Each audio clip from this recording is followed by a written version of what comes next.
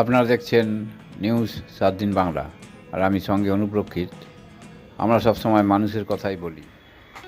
নাম ঘোষণাতে একটু দেরি হয়েছিল বারাসাত লোকসভা কেন্দ্রের প্রার্থীর।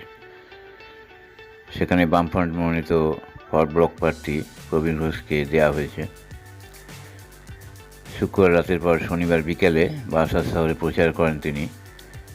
কথা বলেন সাধারণ মানুষ এবং ব্যবসায়ীদের সঙ্গে। এখনও বারাসাত শহরে এই অর্থে তৃণমূল বা বিজেপির প্রচার দেখা যাচ্ছে না।